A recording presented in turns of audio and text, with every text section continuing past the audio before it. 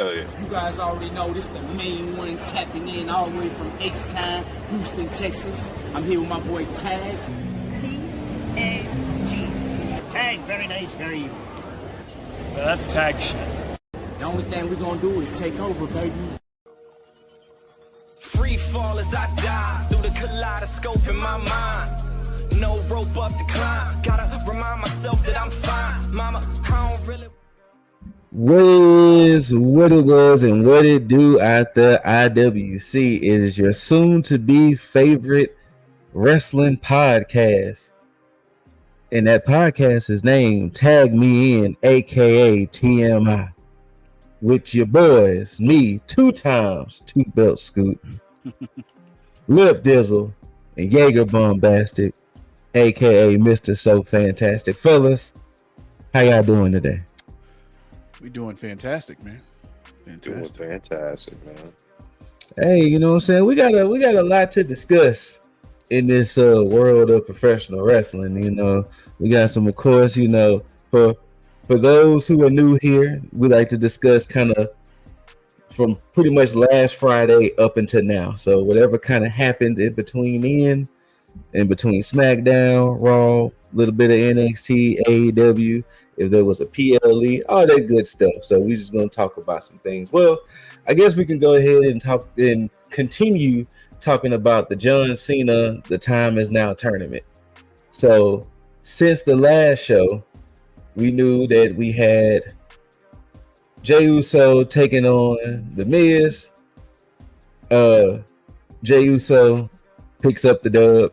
And people were not, well, of course, people were not happy about it because, you know, it's Jey Uso, but people were definitely not happy about it considering The Miz and John Cena's history.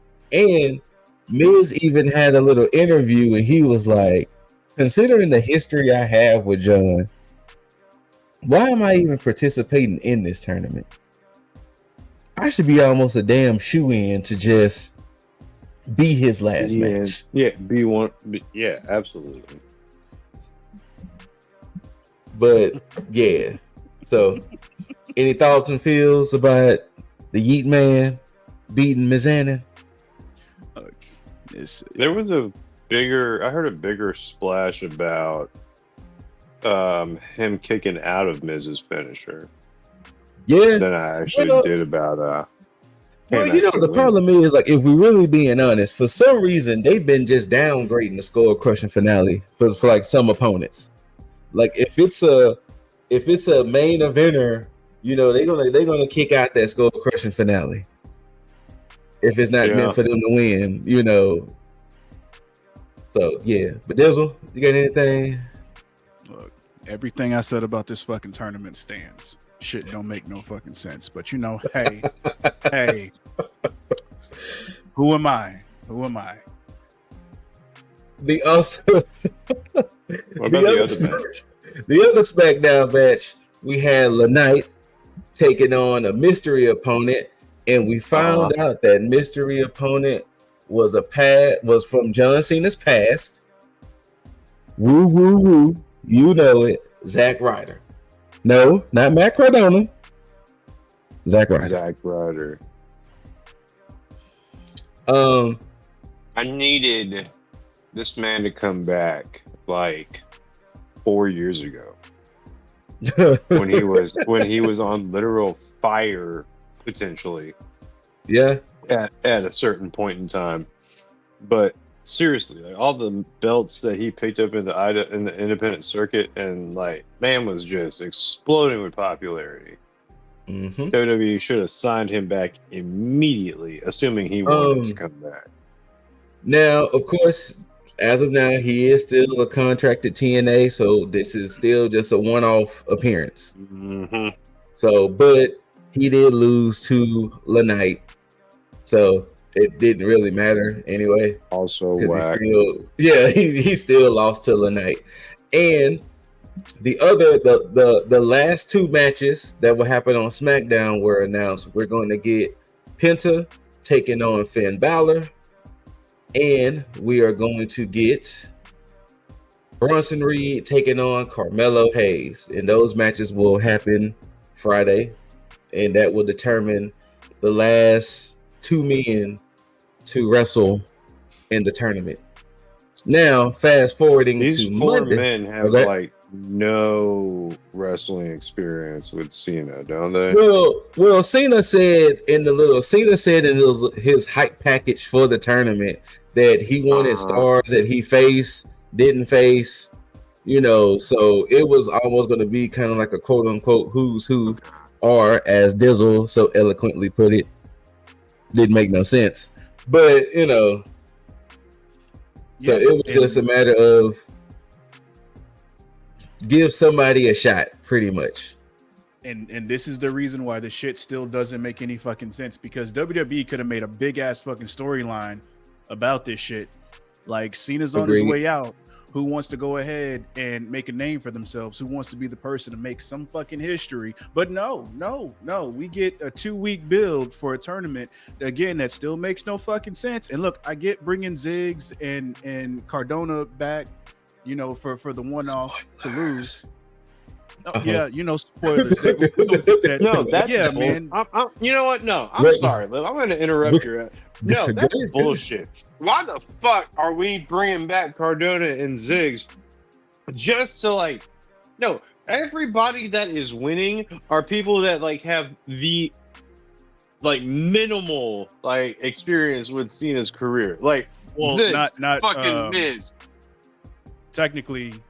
I'm sorry, I did say all. The majority of Solo the people got the winning rub from Cena. Solo got the rub from Cena, so he That's technically. My apologies. The majority of the people that are winning don't have a whole bunch of in-ring or storyline experience with Cena like this. Solo has Cena with 8 of them damn Samoan spikes. This tournament would have been so much more interesting if you had a cross promotion thing, you had Matt Cardona, you had Ziggs for some reason, you had all these people. Hold on, yeah. So what they're referring to, of course, Monday night, Solo took on a mystery opponent, and his mystery opponent, as they said, the wanted man, Dolph Ziggler. No, not Nick Nemeth. Dolph Ziggler. The pop he got was amazing. Oh yes, yeah. Oh yes, that pop was unreal. So, but yeah, like we said, it was a losing effort. It was, but that should be a rounding, eye-opening thing for WWE to let them know, hey, you still got people that people still want to see, Absolutely. And it's still over. And the most whatever match they had, which I appreciate him getting the opportunity, but why did they put Javon Evans? Yes, he is bouncy. Yes, he is the young OG, but this man is thin in the chest against a returning Gunther. This was pretty much a high-class squash match. Yeah. Which technically it goes back to, again, me saying this shit's pointless, because the rumors of Gunther being Cena's last opponent had been touted months ago. So it's you've already leaked it, and you're giving us a tournament to basically affirm the shit that you leaked months ago. Mm-hmm. When you could have just had the fucking tournament for the World Heavyweight Championship. And yes, I'm still bringing it up because that's the hill I'm dying on, because that's what this tournament should have been for. No, I agree. I 1000% agree, because the new champion could have been crowned at December's Saturday's main event. So I 1000% agree. Yep. So speaking of the Time Is Now tournament, this past Monday was John Cena's final Raw, and it was at Madison Square Garden. So a nice little send off. He opens the show, and as soon as he pretty much starts talking, Dominic Mysterio comes back out and was like, hey, say fam, you fuck that bullshit. I want my belt back. And we gonna do it on my time. You got a chance to do it at your hometown, and you beat me, so how about we run it back in my hometown? So as you can see, Survivor Series, War Games San Diego, Dom will get his rematch with John Cena. Then they proceeded to have a 6-man tag of the Judgment Day, taking on John Cena, Sheamus, and Rey Mysterio. Yep. Which So does Dom finally beat Cena? I could. So if they don't want to put the Intercontinental Championship back on Gunther, I can see them doing it. Just to have Cena versus Gunther as Cena versus Gunther. And see, there's no belts. This is where, this is where the shit actually should be pivoted, because if you're taking the Intercontinental Championship like this on Cena, you need to go ahead and just pivot the tournament winner to Sheamus, because at least there's a fucking storyline there. Exactly.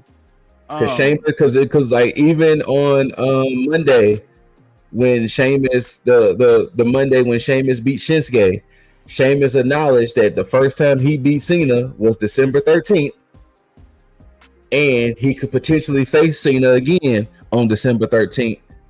So there is way more story for Big Sheamus than Gunther.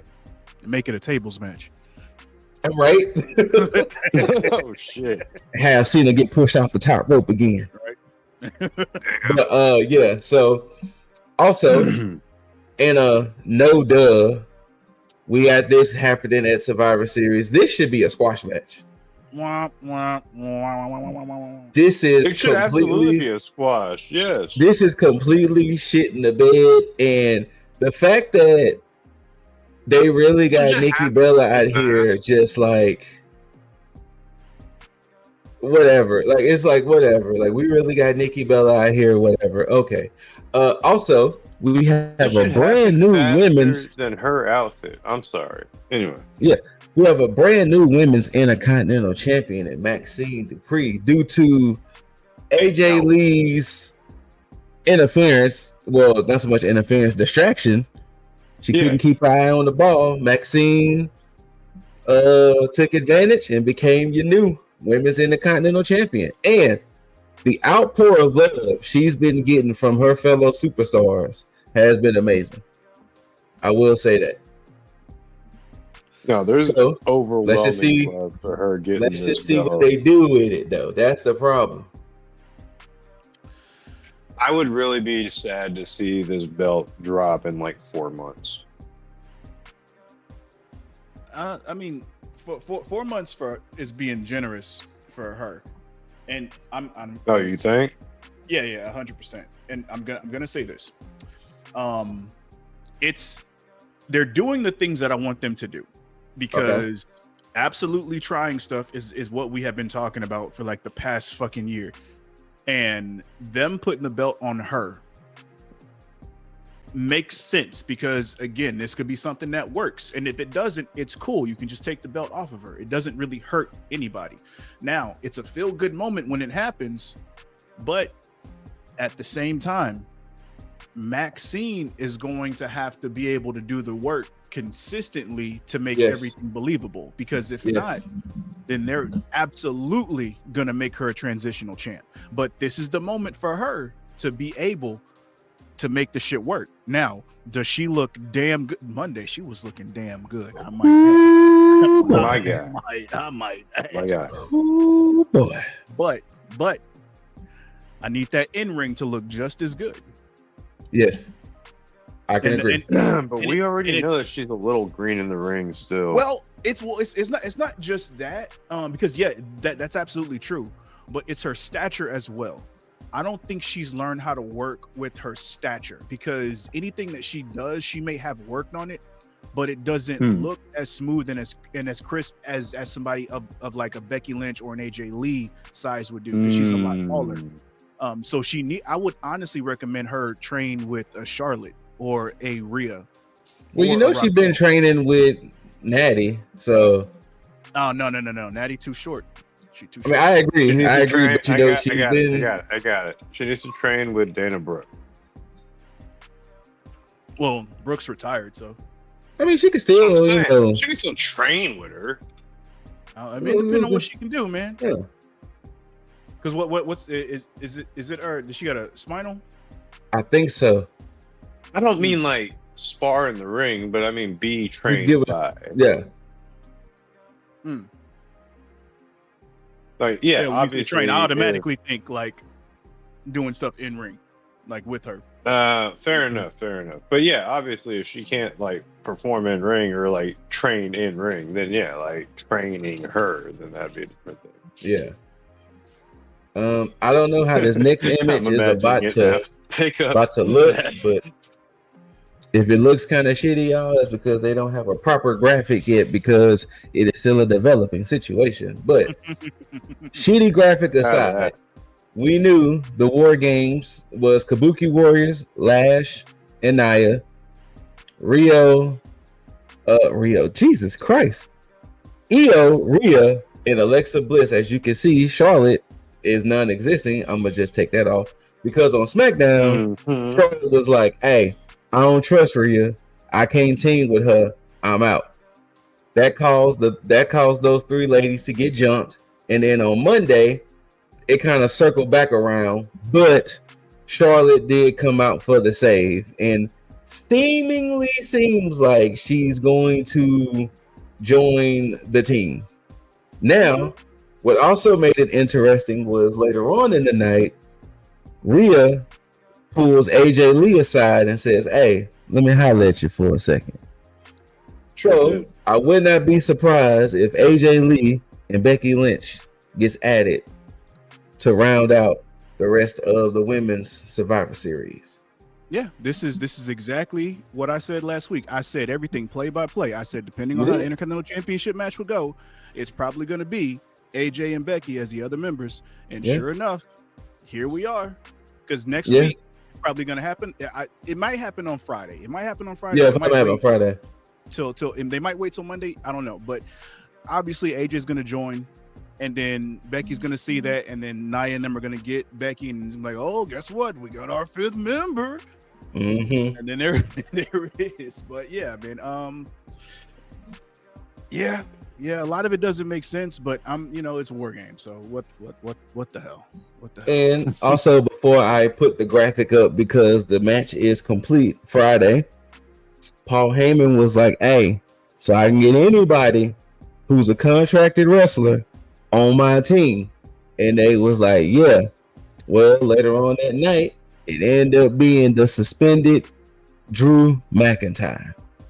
Mm-hmm. So of course they was pissed because they was like, "All right." He was like, "Look, you said I can get anybody on the team, okay?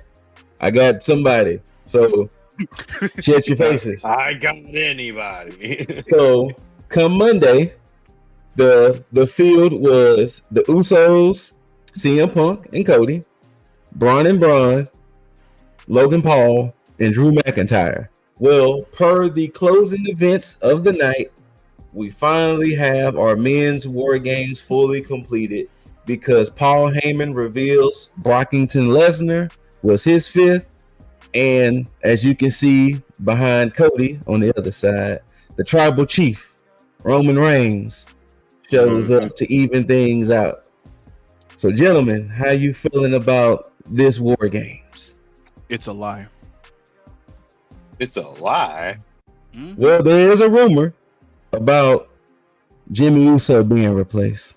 Yes. For Randall Keith Orton. Now I don't know if I don't know who he will be replaced with, but I absolutely don't think Jimmy. Randall Keith. I definitely don't think Jimmy's making it. There was funny enough, it was a rumor like a couple of hours before we hopped on that it was like Jimmy Uso may get replaced with Randall Keith Orton. Now check. So like, what was that about? What? Why is Randall Keith Orton getting put in? I don't know. If you want to know the duality of it, if you look at it storyline wise, it will make sense considering where they've been putting, how they've been positioning Jimmy, and you can make it as star-studded as fuck. Yeah, it will be star-studded as fuck. I mean, to do that part makes the most sense. Now, I find it would be a little disrespectful to Big Jim to do him like that. No, well, I mean, absolutely, yeah. Like I said, storyline wise, it will still make sense. Correct. Now, here's my thing. I don't know if you peeped it.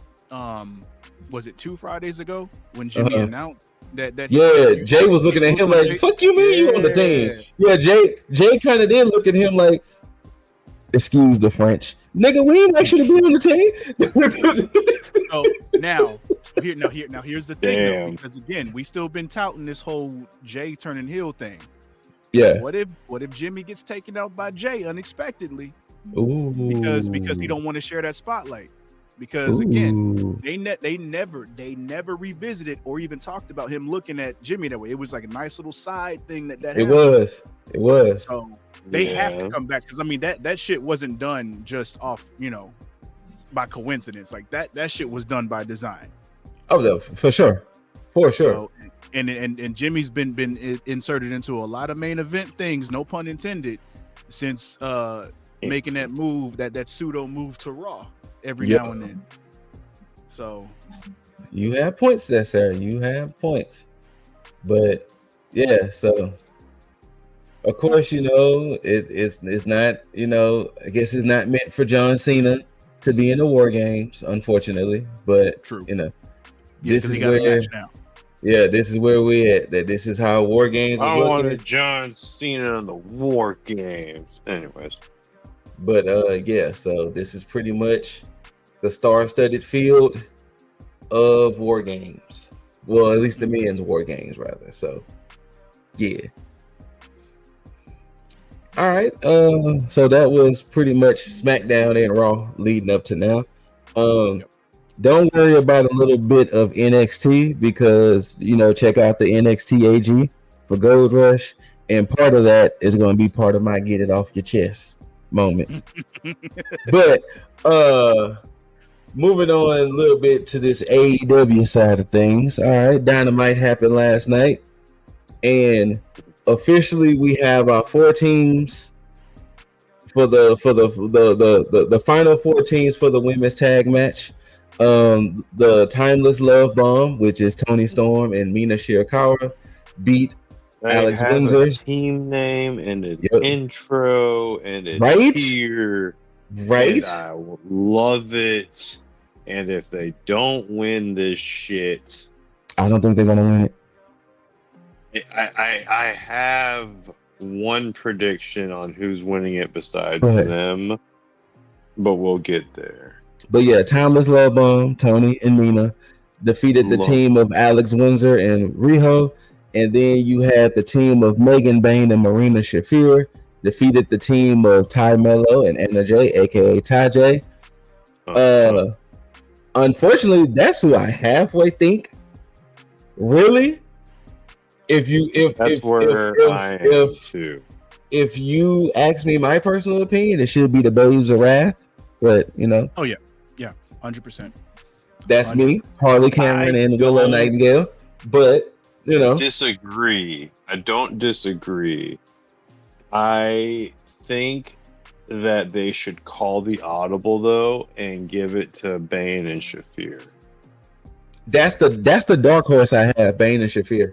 Like they have, like this was legitimately an impromptu teaming, and they have thrived through it. Like it's been great. So I would not mind seeing this tag team stick around longer than this tournament.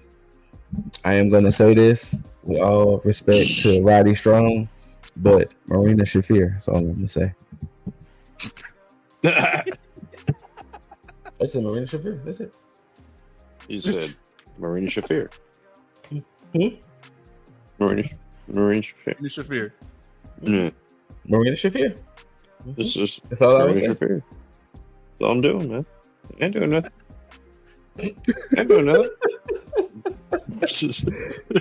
But what else?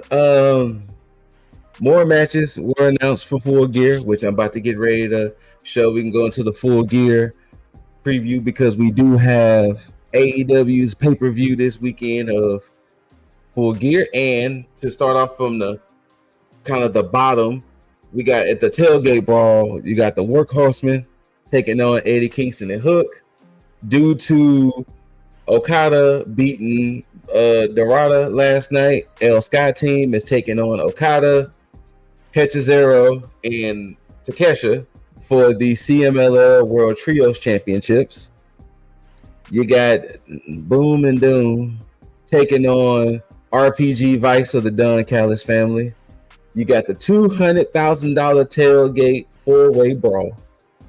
You got the Outrunners, Caster and Bowens, Brian Keith and Big Bill, and then you got the Bang Bang Gang of Juice and Austin Gunn. And I just love these whole $1,000 this type of money match, just money just being thrown around. And one of the matches that is on the main show is you're going to have a 4-way tag match of the ladies that I just mentioned, Sisters of Sin taking on the Babes of Wrath, taking on Timeless Love Bomb, taking on Marina and Megan. Now, the stipulation is whatever team wins gets to pick the stipulation in their semifinal matchup. And the semifinal matchup is the Babes of Wrath versus the Sister of Sins, and the Timeless Love Bomb taking on Megan and Marina. So whichever team gets to pick the stipulation for that match. Thoughts and feelings about that for the not so much the tailgate brawl matches, but let's get to the main show stuff. But this 4-way tag match, thoughts and feelings on the whole. The winning team gets to choose a stipulation. I mean, as far as I'm picking a stipulation, I think that's good. But I think it's a bigger thing than that because it's highlighting a lot of these women. Mm-hmm. So and if done right, we can get a lot of single stars, future single stars out of this. Okay. And that can help build the women's division. So I think, as much as you can invest in the women doing whatever they can do, absolutely. I'm here for any and everything at this point. All right. Jaeger, got any thoughts? I mean, pretty similar. Like, it means promotion and support. All right. Hey, let's get to the main show match by match, and we'll just start it from how we're going to have Pac taking on Darby Allin. Well, Darby Allin hasn't been seen since Pac slammed him through flaming tables, and Pac's promo last night was like, look, I don't even know if Darby going to even show up. Honestly, I'll still be in that ring just in case. Great promo work, though. Yeah. Like, people try to talk shit about Pac, like when he was back at 205 Live? Yeah, when he was Neville, yeah. But damn, man, like all you had to do was just let him go the route he wanted to go. I'm sure, looking at him be such a good bastard, I'm like, damn, him being a babyface at 205 Live must have been killing him inside. Well, when he was the king of the cruiserweights, yeah, but that was still towards the end. Yeah. Towards the end, they should have let him. But Vince don't like flippy midgets now. Exactly. Exactly. You're not wrong though. Exactly. Those were literally Vince's words for anybody wondering what's going on there. Exactly. But yeah, in a $1 million match, we got Jurassic Express and Kenny Omega taking on the Young Bucks and Josh Alexander. Now, per the events of last night, the Young Bucks and Josh Alexander had a 6-man tag, and Don Callis is pretty much saying Josh Alexander is the captain of the team. The Young Bucks need to make a choice on, whether they're in the family or not. And every time they was trying to give an answer, something happened. Or every time they were supposed to do something, something happens, because the Bucks are looking very begrudgingly of joining the Don Callis family.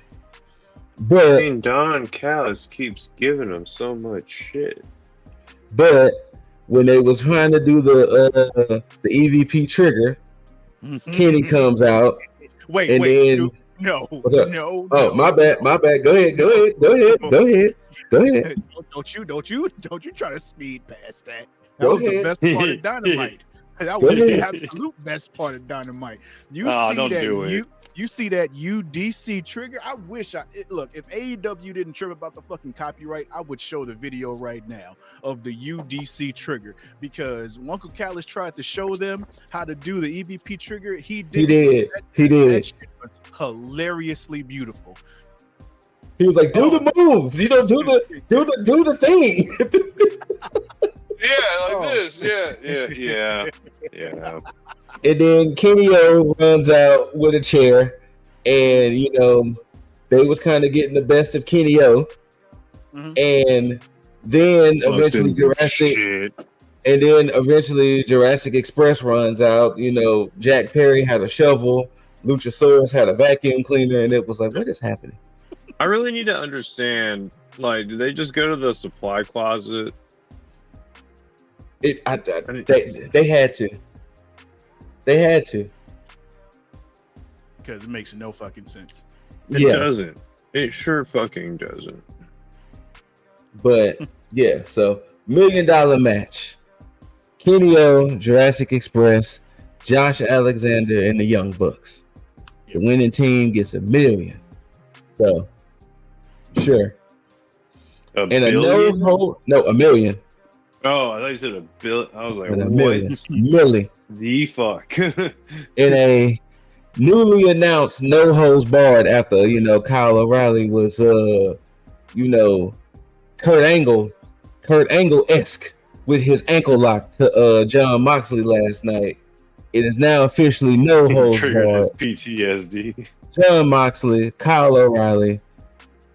I think, in my personal opinion, this may be the final straw of John Moxley leading the Death Riders, but I don't know. Because the way they keep acting, they keep acting like these losses don't mean anything to them. Like they're doing a very good job of, if the Death Riders are going to betray Moxley, they are doing a damn good job without showing any signs of it. Because Moxley and Claudio teamed up like nothing, you know. So they are doing a pretty good job at keeping it under wraps if the Death Riders are going to betray Moxley, since Moxley keeps losing. Yeah, they're doing a damn good job of pissing me off, though. That's for damn sure. Can I expound? Because, bro, they act, look, and again, this might be by design, but they acting like this shit don't fucking matter. And I'm watching all this shit like, yo, this motherfucker keeps losing, and ain't nobody gonna say shit.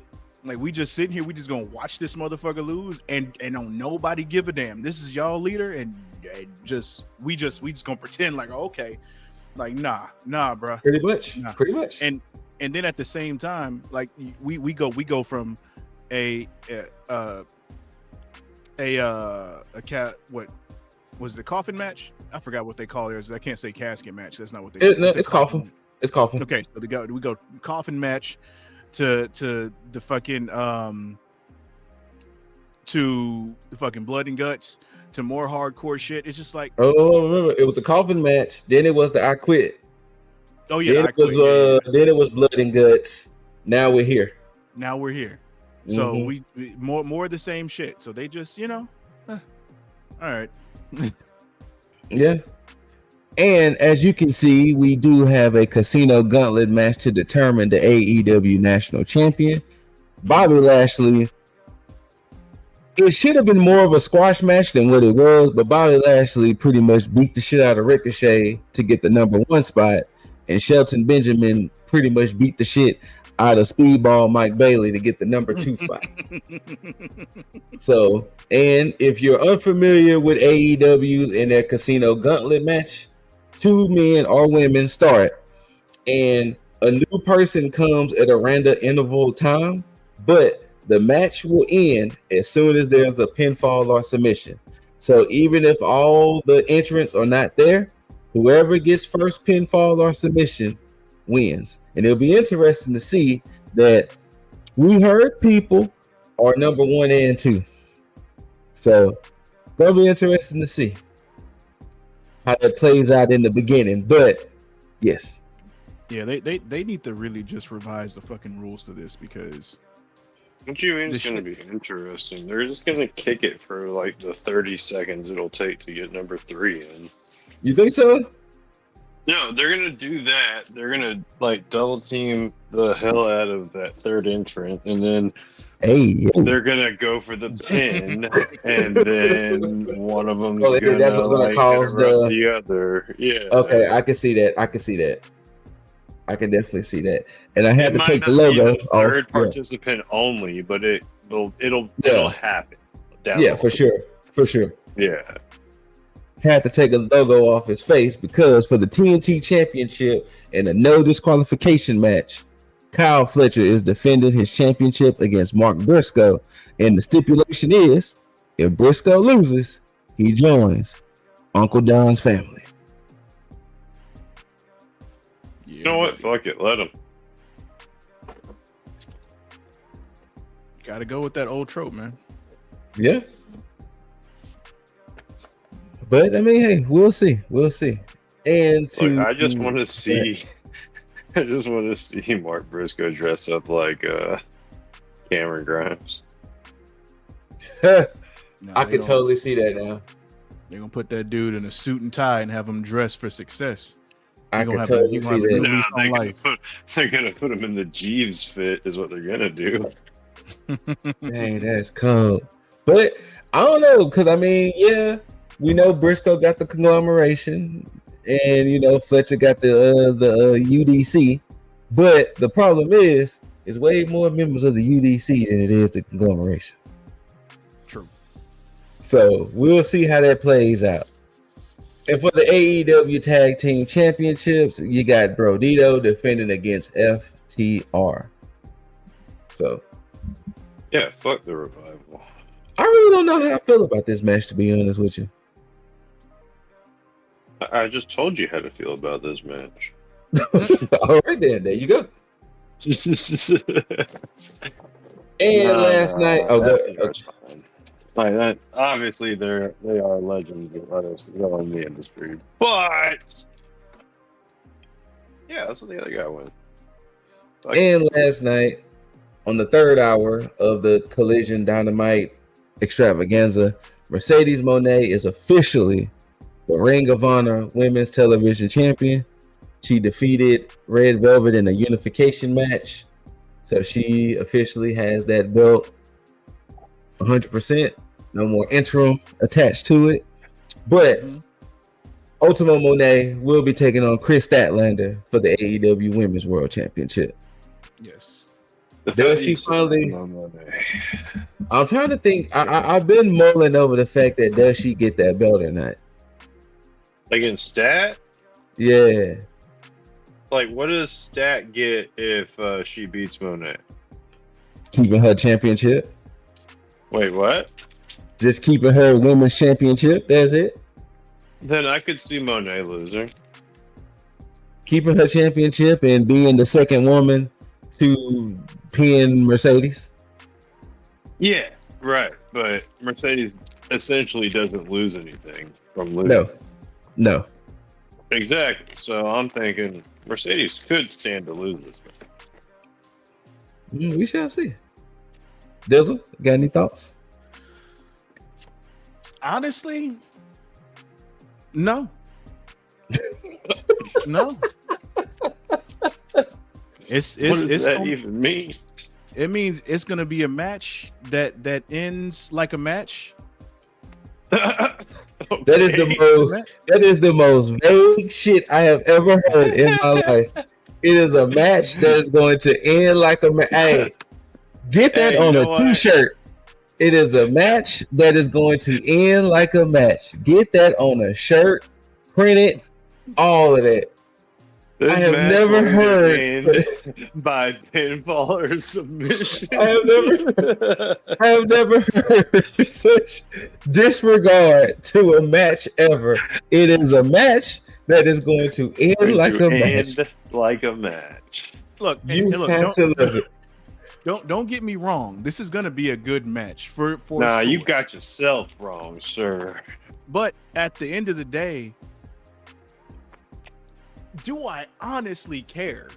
I feel that. There it No. is. Like I feel that too. Because like, if we're really being honest, if we're looking at, well, okay, I'm gonna say that thought for this main event, most likely for the AEW World Championship.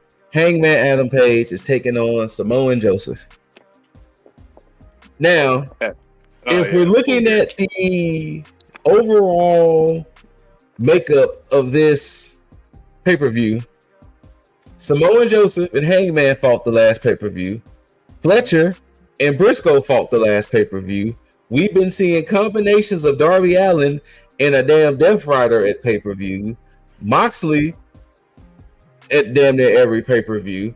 Mercedes at a pay-per-view. Brodito, like, we've been seeing combinations of all of these matches in some Similar way. people. Similar people. Express were at the last. Bucks and Jurassic Express, yep. And then, you know, we're introducing another championship. So, yeah, I mean, Why are you doing this to me, Scoop? Why are you exposing these I patterns? mean, I have no doubt that this is not going to that this is going to be a good pay-per-view, but once again, we've been seeing combinations of all of this. If we're really being honest. I want you to keep what you just said in mind, Scoot. This whole thing. I want you to keep that in mind for later. Oh, combinations of things? No, just the whole thing that you just said. Okay. I want you to keep all that in mind. Okay. He said, speaking save a of- voice note. Anyway, Speaking of AEW, let's talk about a little bit of a controversial statement. I'm sorry. Stevie Richards was on his podcast, and him and his co-host Stevie Richards came out and said, "I'm gonna say it easy. Logan Paul is better than everybody in AEW." His co-host then named John Moxley, Darby Allin, Will Ospreay, Swerve Strickland, Kenny O, Young Bucks, and Stevie says yes. For his reasons of saying yes, he's a character. I can hate or love Logan Paul. He is every bit as athletic as all of them. He's proven it. He doesn't debut all 12 moves at the same time. He doesn't give you everything. He makes something special happen in a Logan Paul match every time. He's consistently create memorable moments every time he steps in the ring. Jaeger, seems like you want to go ahead and jump out there first. What you got? Fuck Logan Paul. But Okay. aside from that, let me see here. John Moxley. No, I would put honestly, I would love to put Logan Paul against any of these wrestlers. And I honestly dare whoever's booking the shit to make Logan Paul a believable winner. Like, I'm sorry. I acknowledge that Logan Paul is talented in his own right and that he is an athletic individual. I'm not denying that, but he's a piece of shit motherfucker as a person. But no, the talent for him in the industry is absolutely there. I acknowledge that. But no, I'm sorry. Like, you would have to book this match or sell this match to me really well for me to like believe that Logan Paul is going over on any of these people Without any shenanigans. Exactly, without shenanigans or something. Like, yeah, I guess Speed is going to show up and do some kind of distraction for Logan Paul to get the fucking roll up or something. But aside from that, yeah, I'm not believing a clean match. Dizzle, you got anything? I have everything. All right, what you got? What you got, big dog? Stevie Richards is 1000% correct. Oh. And what Jaeger just said is the exact reason why he's correct. Because Stevie Richards did not say anything about his in-ring. He said character. He specifically talked about character, and the IWC got up in arms about that. And so it may not say it fully in there. It says right here, yeah, easily so much better than. They're not saying specifically his character. I know. Well, that's what I'm saying. They just say down here. Wait. Oh, no, okay. no. You watch. All right. I watched Okay. it. Okay. So when he was asked about it, he then elaborated. And because his co-host then asked him, he said, okay, out of the 98%, who do you say that's above him? He said Roman Reigns, LA Knight, CM Punk, and to an extent, Drew McIntyre. Okay. Which, judging by the latest stuff with Drew McIntyre and Cody Rhodes, he's captivating enough to make everybody get up in arms about him not winning the title. LA Knight is over with the fans. CM Punk is over with the fans. Roman Reigns is enormously over with the fans. If he was talking about in ring, I would vehemently disagree with Stevie Richards, because if you don't put up easily an AJ Styles, a Finn Balor, so on and so forth, then absolutely. But he's absolutely right when he says Logan Paul has it. And then he did a breakdown in the beginning as far as character work on Logan Paul. He's not wrong. And so when I said put a pin in what you just said with the card, okay, if you look at that card, and just like we said, none of anything said, we've seen these matches over and over again. What companies book matches over and over with the same people over and over again? WWE. Indie shows. No. Indie shows. That's No character, just a whole bunch of guys that people come to see because they want, like, none of it is captivating like that. And we've already shit on AEW as a whole based on their creative, because nobody on there, which is why when he says Logan Paul is better than everybody on AEW, yeah, AEW has some good stuff, but who honestly at this point can you point to right now and say AEW is on their back and that's the reason that they watch AEW? I'm not saying AEW shit. I'm saying at this point right now, there is nobody. Tony Storm. But nobody's watching every week to see Tony Storm. I mean, I kind of am, but I get the sentiment. Yeah, I get the sentiment of what you're saying. Yeah, I understand what you're actually saying. Yeah, the point's not lost on me. Yeah, because the thing is, look, we had an MJF. MJF is not on TV all the time. Young Bucks isn't carrying anything. Kenny Omega isn't carrying anything. There is no Swerve, and even if Swerve was on, he's still like, yeah, he does have the hook, but he's not carrying anything. The same thing with Will Ospreay. Will Ospreay is fantastic in the ring, but he's not carrying the show. Injured. No, that's what I'm saying. But I'm saying even if he was, though, he's good in ring, but he's not carrying the show just on his creative. Hangman isn't doing it. Moxley damn sure isn't doing it because the Death Riders are shit right now. And even when they were at the top, they still weren't pulling the numbers like crazy. There's nobody on the roster of AEW that you can pull to and say, hey, this is the person that's pulling that. WWE, when Stevie Richards says 98%, absolutely. Because when you get a Roman Reigns, just like when he came back, pop. When you get a Brock Lesnar, regardless of the controversy that he has, pop. It's there. We can hate Cody Rhodes all we want, but everybody's coming up there to sing his fucking song. But at the end of the day, people don't really give a shit. But CM Punk, though, CM Punk comes on, pop. AJ Lee, pop. Like, and love Logan Paul or hate Logan Paul, regardless of, like, yeah, you may think his in-ring stuff, he's still captivating enough a character to come on screen and still get a fucking reaction. And I'm not talking about a Dominic, hey, go away heat initially. I'm talking like when you had Cena on screen and people got tired of him winning. People still hated Cena, but people still watched him too. And that's what Logan Paul has. And again, he's cool in ring, but if we're just talking about what Stevie Richards is saying, and this is just my opinion, I'm going to say that he's 1,000% correct on that, because there's all the examples are there. But that's the reason why I set the example when it comes to that card, because when you look at it, it's like, is anybody really ready to pay for that card though? I mean, if you really put it in perspective, you're not wrong in what you're saying. I know some people are going to not take it as that, but if you really put it in 100%. perspective, Well, you're not necessarily wrong. Well, it's also that same effect, and here's the thing, because you can't blame people for how they feel, because again, you have certain people that can separate artists from the art. Yes, But you have people that if somebody does something that they deem is so bad, then you can't. It's hard to separate, and you have to take that into consideration, because it's hard to do, because again, not everybody can, and that's not a bad thing. That's not a slight to anybody, but it just is what it is, and I understand that. But if we're just going off the objectivity of it, I can't argue with Stevie Richards.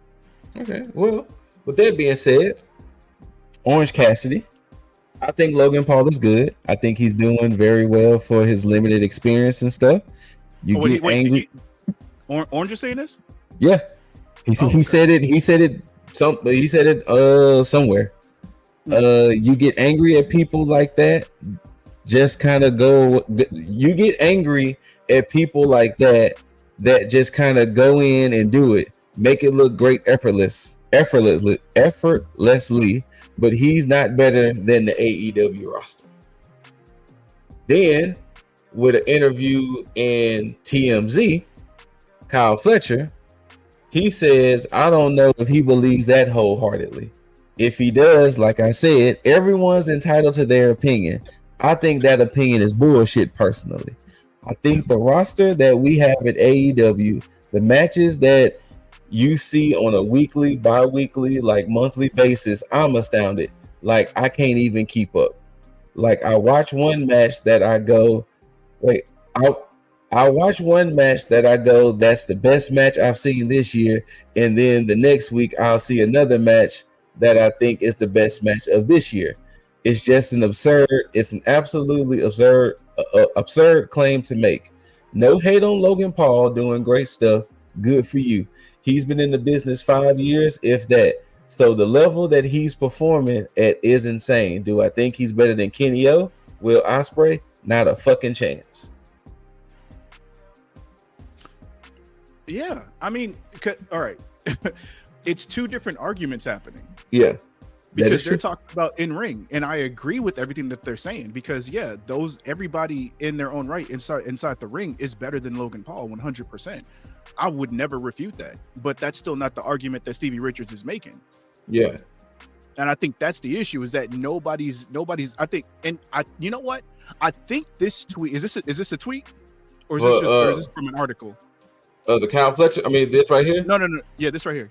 This is a clip. I mean, this is what I think they pulled from that part of the show. Okay, so yeah, I think this is the issue then, because it's a miscommunication right now, because it's not the whole thing. Yeah. Okay, so then I think then we can go ahead and scrap the whole thing then, because if we're going off of what Stevie Richards said, then he's right. But if we're going off of this, then of course, and it's going to look like he's talking about the in-ring stuff. So yeah. I mean,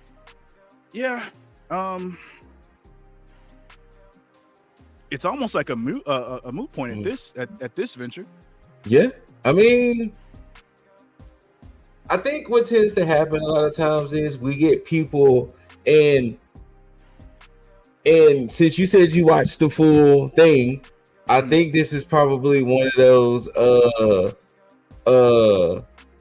Joe Budden situations where a lot of times when Joe Budden says things and people may clip that one part and they didn't hear the rest of what he said, and then now Joe is looking like the asshole, he's looking like the bad guy for saying something, but it's like you took 30 seconds from a 10, 15, 20 minute segment,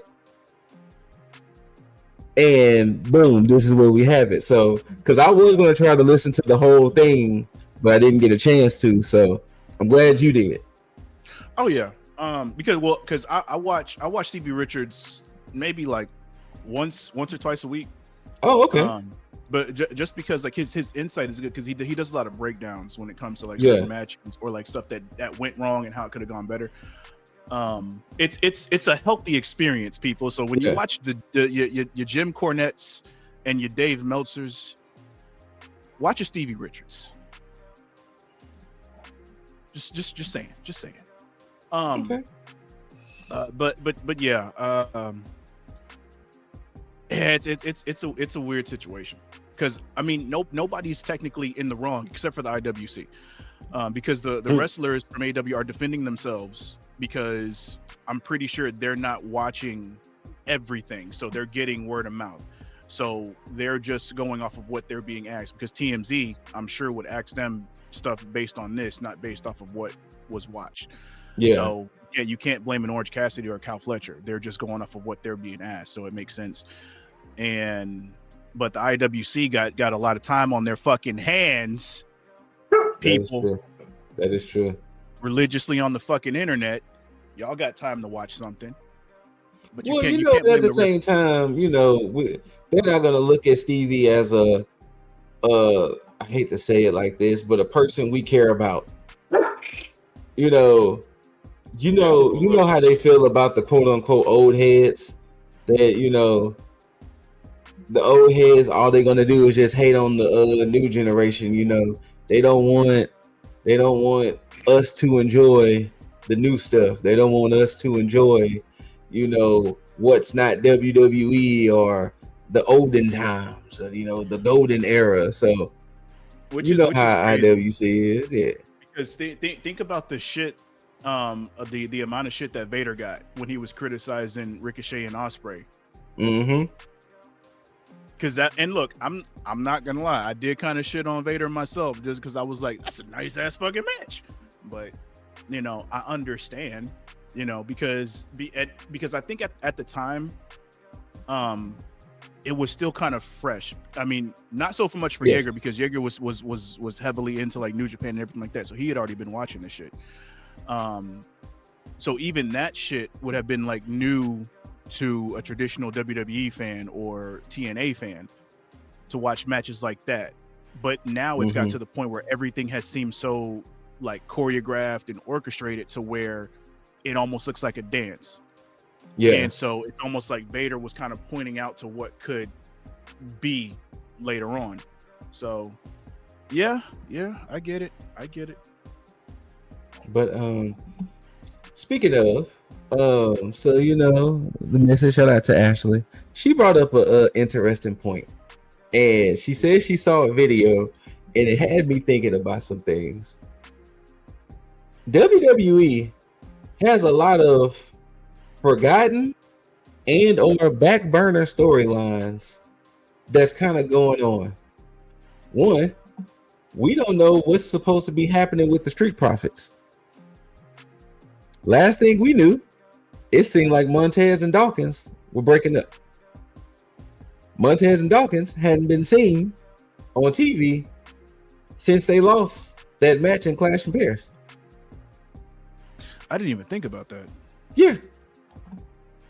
As of right now, due to the fact of the composition of the MFTs and the Wyatts, they put that on the back burner because the MFTs have 5 and the Wyatts only has 4 men and Nikki Cross. So pretty much what they have done is they're going to do a 5-on-5 traditional Survivor Series match. It is going to be the MFTs taking on Shinsuke, Sami Zayn, Ray Phoenix, and I think it was the Motor City Machine Guns. Yeah, that's who came out to help. So as of right now, that storyline is on the back burner. Then that just happened though. Well, I'm talking about the MFTs and the Wyatts. That's no, I'm saying like they just came out. They just like last Friday they ran out to help them. They did. You're right. So it's like damn, already. That's crazy. The biggest forgotten storyline: Ron Killings. Whenever they turn John Cena back face, they just abandoned everything with Ron Killings and him being in control. And it was like that was one of the best things going because now we got to see a darker, more serious truth, and y'all was like, abandon ship, get rid of it.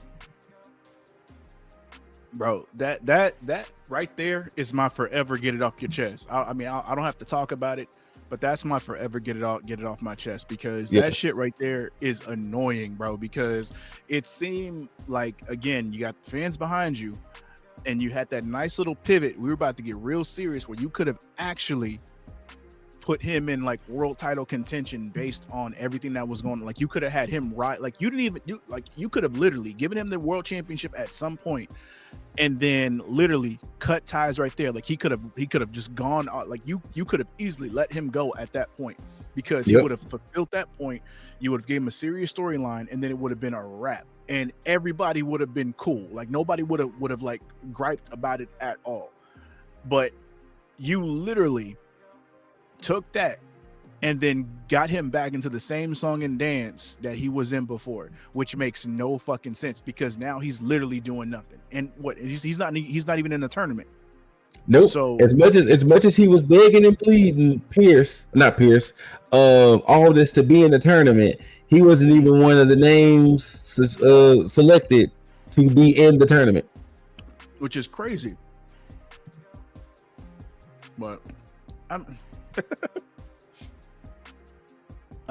I don't know what WWE is doing. When it comes to that specifically, because it's like, did you bring him back and then put him in this shit just to get everybody pissed off and tired of it, so where you just automatically just say, you know what, hey, when we let him go this time, you won't even care?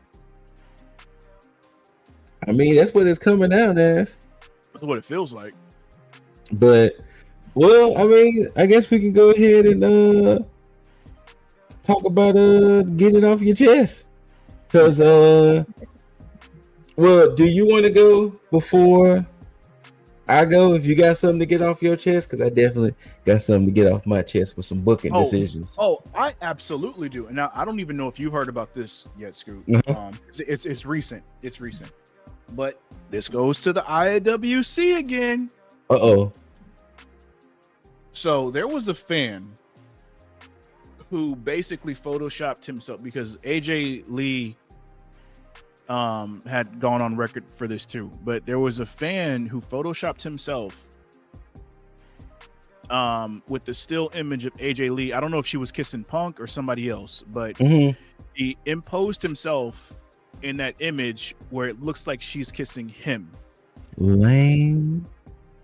And so she tweeted, you know, hey, can you please take this down? Now, I don't know if it was taken down. I didn't look further into it, but just the fact, like, and again, look, I understand everybody like wants to be creative and do shit like that.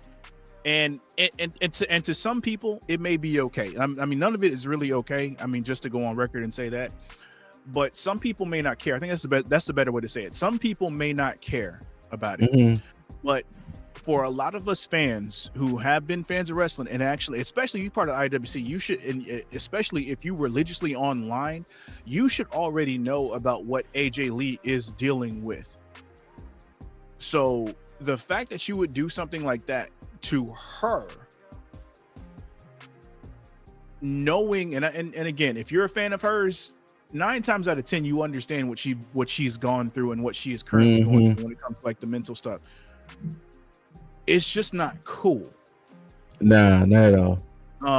So like, and again, I'm not gonna say that the shit's all right, but it's kind of like the same thing when it comes to like the joke. Like, there's people that you can joke with in life, and then there's people that you can't joke with in life, and there's people that you shouldn't joke with in life. But understand the people that you can have the fun with, that's gonna look at that and be like, oh, that's a fun image, ha ha ha ha ha.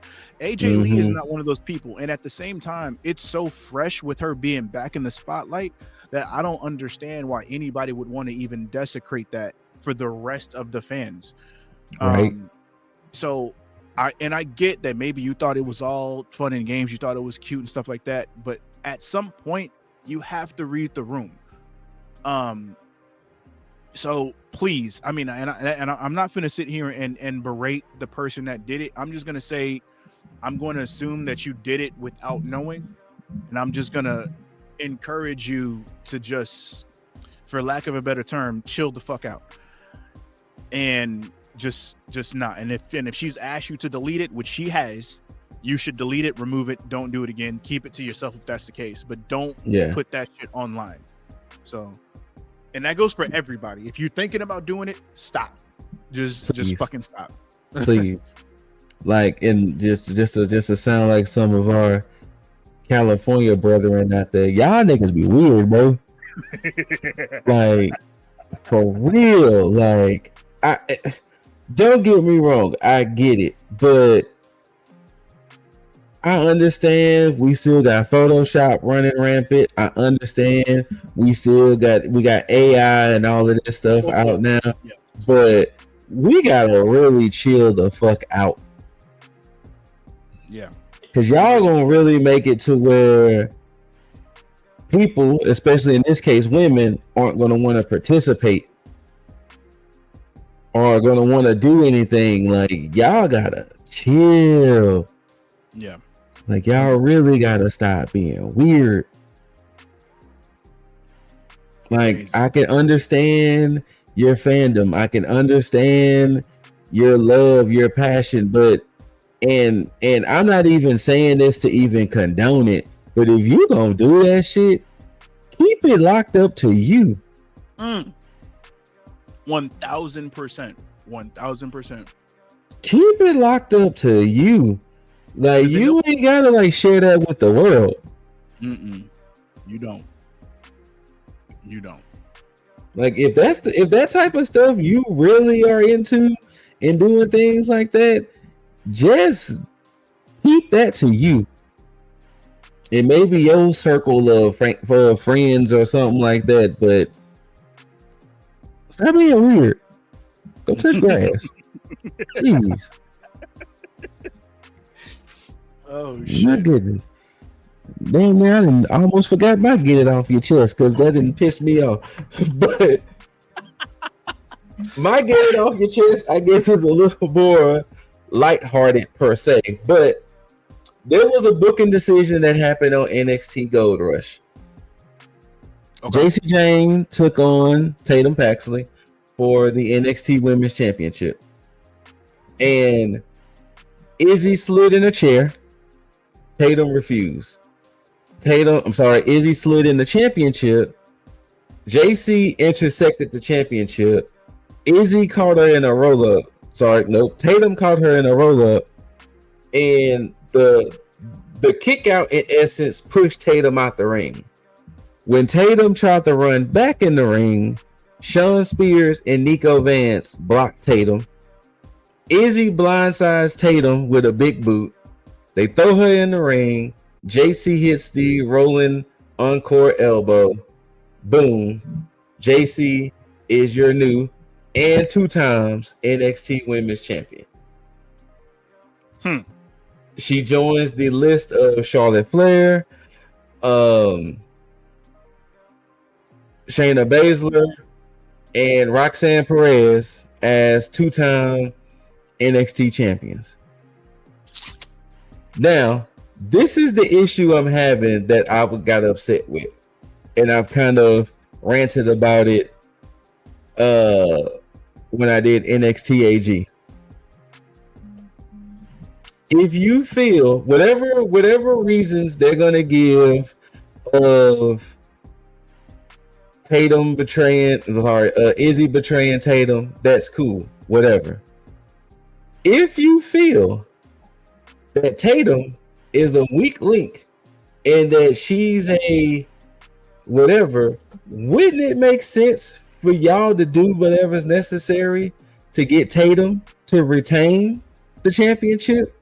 Then you betray her, so that way, Izzy, you can get the one-on-one with Tatum. So now, if you want to go for the championship, you got to contend with the whole squad. But if you felt Tatum is beatable, Tatum is vulnerable, Tatum is this, especially since you betrayed her as a friend, let her keep the belt and be like, hey, Deadline, I'm going to come take it up off you now. Because you're weak and vulnerable, and I know I can do it. What the fuck kind of booking are we doing here? Don't get me wrong, I'm not mad with JC getting the belt back, but I'm just thinking logically as a competitor, I would want the person that we're so-called supporting to retain, basically pull a Triple H and Randy Orton. Hey, Orton, congratulations on you becoming champion. Batista, drop his ass. Mm-hmm. And I'm going to show you, Randall, there's levels to this. I'm going to show you, Randall, there's levels to this championship shit, and you ain't on it yet. AKA, hey, I understand you the champ, Tatum, but I'm gonna take that belt up off you now. Your new friend that you was trusting all of this time is now gonna betray you and get that belt up off you at deadline. What are we doing, Bucking? What are we doing?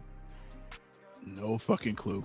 But that was like getting it off your chest, because it was like, I cannot believe. But another little tidbit that I did forget to mention before we go. Ava did announce at Gold Rush that John Cena is picking the 5 men and women for the Iron Survivor matches. And we will get his list come Tuesday. He's not going to be there. I'm pretty sure he's probably going to record like a video. But John Cena is choosing the 5 men and the 5 women for the Iron Survivor matches at deadline.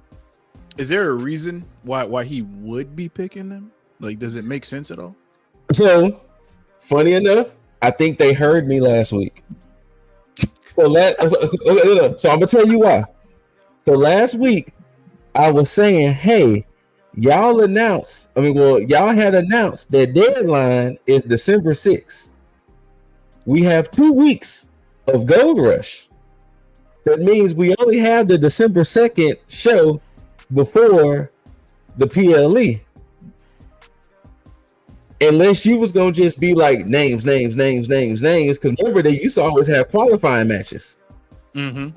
So unless they was gonna weave in qualifying matches in Gold Rush, that means December 2nd we was gonna just find out people left and right. So yeah. I think somebody heard me, because now John Cena, the greatest of all time, is gonna be picking the 5 men and women for deadline. For the Iron Survivor matches. So, yeah, I'm here for it. As long as it shit makes sense. Yeah, and Obafemi Ricky Saints rematch. Yeah, which I'm sorry, Scoot. But no, go ahead. The Iron Survivor Challenge is such a good fucking concept. It is. It is. Like, I pray that it doesn't go to the main roster. Look, if you really think about it, remember we had 3 or 4 war games before it went to the main roster. This is like the 3rd Iron Survivor, so we may only got 1 more before it does go to the main roster. and you know the crazy thing is we have Survivor Series, and we ain't had a traditional Survivor Series match in like I don't know how long. I think since the one that came to Houston in 2019. God damn, bro. Because like I said, they're gonna do one on SmackDown. Yeah. With the MFTs versus Team Sammy. But as far as on Survivor Series, yeah, I couldn't tell you when the last time they did one. Because I really am trying to think of 2020, 21, and so I want to say what War Games came in 21, 22. Because I know we had the whole when NXT was integrated into it, when they shoehorned them in, like we had actual Survivor Series matches. And that was 21. It was 20. It was either, and you know what? I think it was 21 because that might have been the last time. Kind of, sort of, because we started the podcast. Well, this one we started YouTube like at least around 2021. So that might have been like the last time, truly, before they took War Games. That's so crazy, dude. Damn, man. Oh yeah. But it is what it is, man. The world of professional wrestling, y'all. Crazy, but. I'm assuming you want me to go ahead and do it. You want me to do the thing? You know what I'm saying? Go ahead and do the thing, man. Go ahead and do the thing. I'll do the thing. So of course, people Whether you loved it, hate it, don't forget to rate it, thumbs up, thumbs down, leave all your comments, questions, concerns down below. Make sure that you tag that subscribe button, tag the notification bell, tag that like button, and make sure that you are always updated and notified on any and everything that we do drop. Also, quick fucking tidbit. We are getting ready to officially drop the gaming channel. Yes, I know it's a running gag. The Average Gamers ain't talked about gaming in a long time, but we decided that it's going to be a separate channel because it makes more sense to do it that way. So you'll have more information on that as it goes, but just keep an eye out. But of course, let me go ahead and warm up for you can't see me, but I'm doing it. Shout out to John Cena. All of you that's watching with a good old bada bada bada bada bada bada bada bada bada bada bada bada bada bam bam. And of course, until you see these handsome faces and hear these immaculate voices, we bid you all adieu. And until next time, you beautiful, beautiful, beautiful, beautiful, beautiful mother effers, tag the fucketh. Ow. Peace.